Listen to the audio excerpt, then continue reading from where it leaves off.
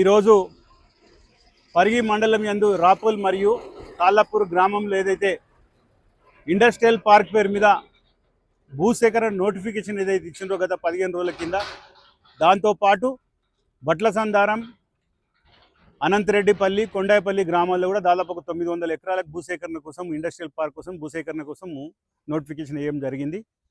దీన్ని ఒక 15 రోజుల నుంచి కూడా అక్కడ ఉన్నటువంటి గ్రామస్తులు రిలే నిరాదీక్ష చేయడంతో పాటు కలెక్టర్ గారికి దృష్టికి కూడా తీసుకుపోయారు. మా దృష్టికి కూడా తీసుకొచ్చినప్పుడు తప్పకుండా రైతుల కోసం అండగా ఉండాలని గతంలో మేము, మళ్ళీ సబితా ఇంద్రారెడ్డి గారు, అదేవిధంగా రైతులందరూ కూడా మరి హరీష్ రావు గారిని అభ్యర్థిస్తే వారు కూడా ఇవాళ సంఘీభావం చెప్పనీకే వస్తున్న తరుణంలో మరి మమ్మల్ని అందరినీ కూడా జిల్లాలో ఉన్నటువంటి బీఆర్ఎస్ పార్టీ నాయకులను అందరినీ కూడా మాజీ ఎమ్మెల్యేలను, వారితో పాటు హరీష్ రావు గారిని హౌస్ అరెస్ట్ చేయడం, సబితా ఇంద్రారెడ్డి గారిని హౌస్ అరెస్ట్ చేయడం, అది కూడా అదే విధంగా మమ్మల్ని కూడా పొద్దున్నే మరి ఇంటి నుంచి తీసుకొని మన్నెగూడ పోలీస్ స్టేషన్ వరకు తరలించి అక్కడ నుంచి మరి దారు స్టేషన్ నుంచి బంటారం స్టేషన్ తీసుకొచ్చి ఇప్పుడే విడుదల చేయడం జరిగింది.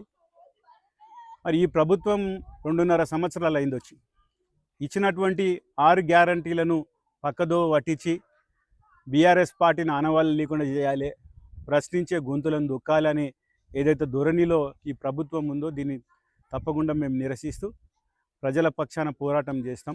ముఖ్యంగా ఎందుకంటే ఈ ప్రభుత్వం ఎట్లా ఉందంటే ఎక్కడ పోయినా భూములు గుంజుకోవాలి, భూముల చుట్టే తిరుగుతుండ్రు రేవంత్ రెడ్డి. హైడ్రా పేరు మీద, మూసీ సుందరకన్ పేరు మీద, ఫ్యూచర్ సిటీ పేరు మీద కొత్త కార్యక్రమాలు చేసి ఏది కూడా ప్రారంభిస్తలేడు ఇప్పటి వరకు. 2.5 సంవత్సరాలు అవుతుంది.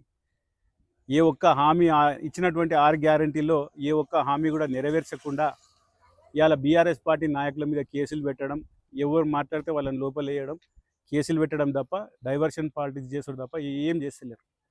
ఇప్పటికైనా మీకు బుద్ధి తెచ్చుకొని ఇచ్చినటువంటి హామీలను నెరవేర్చండి. ముఖ్యంగా ఏదైతే మీరు భూసేకరణ చేసినటువంటి దాన్ని వెంబడే బేషరతుగా విడ్రా చేసుకొని ఆ రైతులకు ఆ భూములు చెందే విధంగా ప్రభుత్వం చర్యలు తీసుకోవాలి. లేకపోతే బీఆర్ఎస్ పార్టీ ఆ రైతులకు అండగా ఉంటుంది. అవసరమైతే మేము జైళ్ళకు పోని కూడా సిద్ధంగా ఉంటాం. లీగల్గా కూడా తప్పకుండా ఎదుర్కొని ఆ రైతుల కోసం ఖచ్చితంగా ఆ భూమిని కాపాడే ప్రయత్నం చేస్తాం. గత 15 రోజుల నుంచి వాళ్ళు రిలే నిరాదీక్ష చేస్తుంటే ప్రభుత్వం నుంచి ఎక్కువ స్పందన లేదు. కలెక్టర్ గారిని అడిగితే అది రాష్ట్ర ప్రభుత్వానికి పంపించినాం, అక్కడ నుంచి ఏం నిర్ణయం వస్తే చెప్తామని ఇప్పటివరకు కూడా చెప్తలేరు.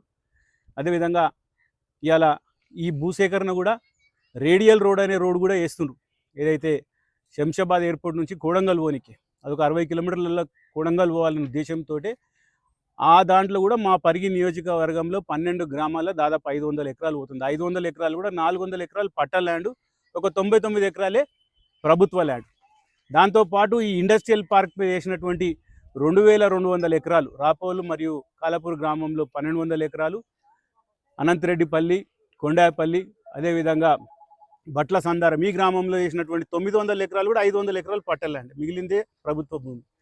కాబట్టి ఆ కోడంగల్ పోయే దారిలో అక్కడ ఉన్నటువంటి ల్యాండ్లను కూడా మరి ముఖ్యమంత్రి గారు వారి అల్చర్లకి ఇయనికే, వాళ్ళ దోస్తులకి ఇయనికనే ఈ యొక్క భూసేకరణ పేరు మీద వేయడం జరిగింది. కాబట్టి దాన్ని ఎంబడి ఎందుకంటే ఈ గతంలో ఉన్నటువంటి ఇండస్ట్రియల్ పార్క్లే ఇంకా కంప్లీట్ కాలే. రాకంచెర్లలో 170 ఎకరాలు సేకరించి 25 సంవత్సరాలు అవుతుంది.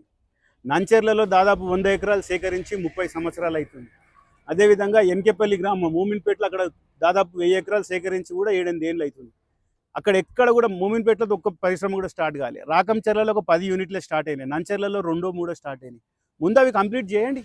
ప్రభుత్వ ల్యాండ్ ఉన్నాయి, వ్యవసాయం పనికిరానటువంటి భూములు ఎన్నో ఉన్నాయి, ఫారెస్ట్ ల్యాండ్లు ఉన్నాయి, అవన్నీ తీసుకోండి. రైతుల పొట్టగొట్టడం ఎందుకు?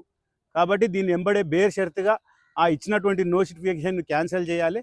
లేకపోతే బీఆర్ఎస్ పార్టీ అన్ని విధాల ప్రజలకు అండగా ఉంటుంది, రైతులకు అండగా ఉండే విధంగా ఎంతవరకు పోరాటానికి మేము సిద్ధంగా ఉన్నామని హెచ్చరిస్తున్నాను ప్రభుత్వం.